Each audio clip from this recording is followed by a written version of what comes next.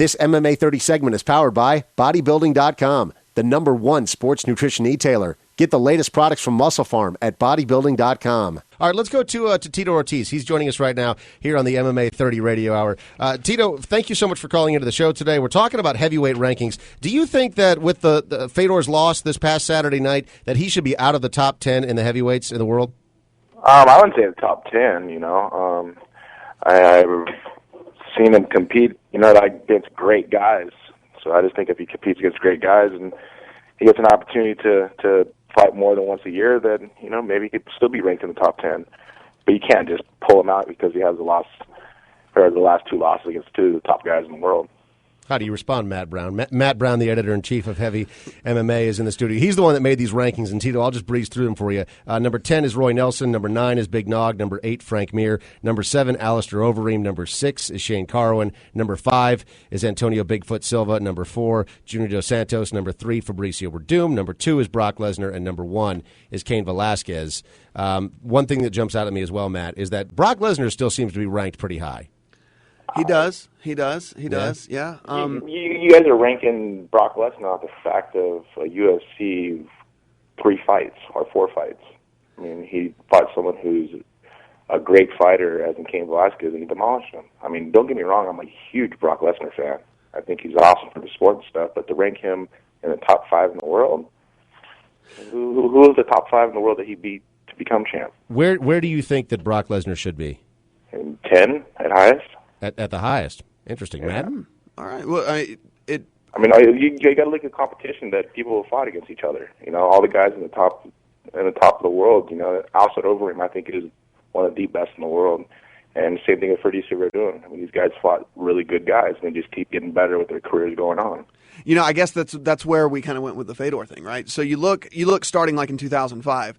Zulzinho, then Mark Coleman, Mark Hunt, Matt Lindland, who's 2 weight classes below him, Hongman Choi, who we all know is a joke, then an over the hill Tim Sylvia, Andrei Arlovsky, Brett Rogers. I mean, those are the last 5 years of his career. So that's kind of where we were at with the whole Fedor. Do you think he would have suffered more losses had he been in the UFC? Probably. I think so. Yeah, you think so? Yeah. Yeah, I think so. We've been kind of debating this for the last 15, 20 minutes or so, Tito. We've been talking about level of competition in the UFC based on other places, like in the lightweight rankings here. They have Gilbert Melendez at number 2 on the list. And, that's one of those that I had a bit of a point with as well because, it seems like the level of competition in the UFC is light years ahead of where it is in any other organization. But coming from your perspective, what's your take on it? Do you think that there is as good of competition out there, say, in Strikeforce as there is in the UFC today? I think, and one thing about mixed martial arts, all fighters can compete at a level. When it's time to showcase and they compete their skills, they can beat anybody. Anybody's beatable at any time. That's what MMA is so great. UFC, yes, has better competition, of course. But, Gilbert Melendez is a great fighter. I mean, that guy's been dominating people. I guess it's for him and his management to put together and possibly him coming to the UFC. Yeah, unfortunately, it doesn't look like that's going to happen. It was just announced that he has re-signed. It's a 6-fight deal, a 2-year extension with Strikeforce. And a lot of that had to do with the fact that he's the champ, right? The dreaded champions clause, yeah. The dreaded champions clause. No way that he could get out of it. But all right, let's jump back to what's going on in the world of Tito Ortiz because, again, I know that you're short on time today. We really appreciate you joining us. Again, Tito, damn it. Bad luck. Yeah. What happened exactly? You were injured in a training accident? Yeah, actually, last week I was sparring, and I have a softball guy I was sparring with, and it was the 10th round, the last 15 seconds of the round, and we both went to go throw a right hand. Of course, you see southpaw, and the top of his head caught the bridge of my eyebrow and split me open from one end to the other of my eyebrow. Gave me 22 stitches.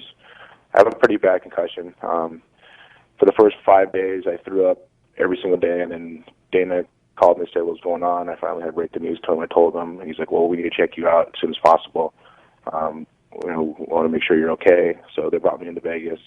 I got a CAT scan. It came out clean. I got an MRI, and they said I had a little bit of damage in my frontal lobe. But I'll be okay in 2 to 3 weeks. Well, I don't have 2 to 3 weeks, let alone for my stitches to heal. The doctor said for my stitches it takes 1% per day, and so 100 days for my stitches. The UFC doc said it'd be good within 3 weeks, and I'll be able to spar again. Well, sparring was my number one to beat Rodrigo Nogueira, and to take 2 or 3 weeks off and to compete. So, it's a fight. He called me yesterday and says, "How you feel?" I still jogging. I still we're going to fight. And, what kind of I fight injured and uses after, or I just pull out and take care of my health, and hopefully Dana will give me another chance to get back in and compete. Tito Ortiz, again, our guest today here on the MMA 30 Radio Hour. Tito, you've been plagued by injuries over the past couple of years, and we just sat down. You joined us. You were our first guest ever on Fight Day for Heavy.com. We really appreciate you sitting down with us back on February 5th, but I really saw something in you that day when you joined us on the set. You said, "You know what, Dave, I feel so healthy. Finally, after all these years, it's gotten back to this point, and it must be so frustrating for you. How are you dealing with this emotionally right now?" I got to thank all the people who follow me on Twitter and email me and tell me to keep my head up. All the guys who support me, and of course Dana and Lorenzo for supporting me. I appreciate it very much. I just got to keep my head up, man. Of course my girl Jenna supporting me and my family and stuff. It sucks. I bite my tongue so hard. It's like, man, what's next? But I guess it's just things that God throws around my way to see the type of person I am, and I'll heal. I'm human. I'll heal, and I'll be okay. I'm glad it just wasn't bad. I'm glad the CT scan and the MRI came back negative, where there wasn't major damage. I'm very thankful because I was throwing up every day, and that's not really cool to do. I was taking some medication to keep my food down, and now I just got off the medication and I'm able to eat normally. Still got a headache though. I know my head still aches a little bit, but each day I get a little better. Well, we do know what's coming up for the UFC at the end of April. We've got UFC 129 in Toronto. That card is pretty much already full, and the tickets are sold out for it. There's also Vancouver coming up. That's going to be on June 11th, and that card appears right now to have a fair amount of room on it. Do you think that, given what the doctors have told you, that you would be ready to get back into training camp and ready for another opponent by the time June 11th comes around? 100%, for sure. And how soon do you want to get back on the horse? I get my stitches out on Tuesday, and I will start running. If my body allows me to get back to my running 4 miles a day, and probably the week after I start wrestling again. And this time, I think I'm going to put on 4 headgears. Really take care of, make sure in sparring that I keep my headgear at all times. It was just one of those things I did. Got halfway through training, I pulled my headgear off, said I was fine, and I got to the 10th round, and just a mistake happened, man. Bad things happen. Yeah. So, I tell the other fighters that they're spar with headgears on, please. I don't want this to happen to anybody else. Through my career, I should have known this, but it's just one of those things, man. In the heat of the moment, and you kind of want, just want to rip the headgear off and just go to battle, and bad things happen. But June 11th would sound great. I hope Dana would give me the opportunity to compete, and I want to fight, man. I'm healthy. I have no problems. I'm healthy. I'm injury free. Besides having 22 stitches in my forehead. Yeah, I know that it's way too soon to even think about who an opponent might be, but one matchup that I really like is you versus Ryan Bader. Ryan Bader just lost to John Jones at UFC 126, but you've got similar styles. Ryan Bader, before that came off of a big win over Little Nog. What do you think about matching up against somebody like Ryan Bader?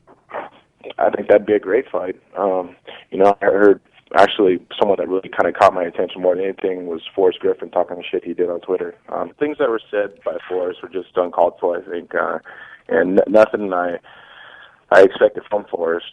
But like I say, if that fight does happen in the future, I would love to see it happen again. After his Camelface win against Rich Franklin, person who knocked out Chuck, that I was supposed to fight Chuck and do things happen for a reason. You know what? That would be interesting. You versus Rich Franklin would also be an interesting matchup. Do you think that you'd stack up well against him? I would crush him. That would be even an easier fight than fighting Forrest. Wow. How do you think that you would beat Rich Franklin? Do you think that you'd be able to knock him out, or would you ground and pound? I don't know. I would, whatever I would like to do, I would imagine. After Forrest can manhandle him like that, and he thinks Forrest is strong, wait till I grab a hold of him. It'd be like Raggy Ann and Andy. So Tito Ortiz looking to get back on the horse as soon as possible. You know, the June 11th card, UFC 131, that's going to be happening up in Vancouver. Seems like it may be a good time for you to get back into the UFC cage. Now, Dana has very publicly said that this is a must-win fight for you. We don't know exactly what that means. He hasn't really defined that yet.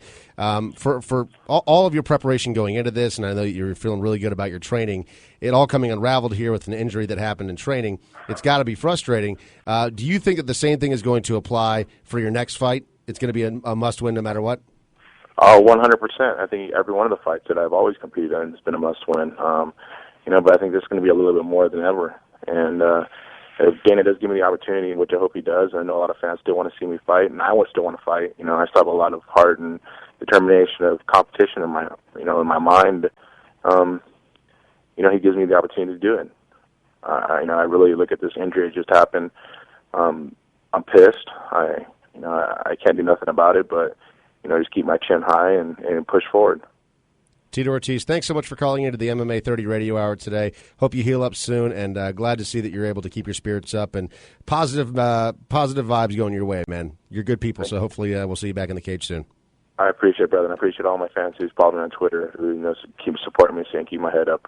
It's difficult for me and my family and my fans, but I'll be back hopefully soon. Good stuff. Thanks, man. All right, brother. Thank you. It's the MMA 30 Radio Hour with Dave Farra and Jason Mahoney. For the latest, go to MMA30.com.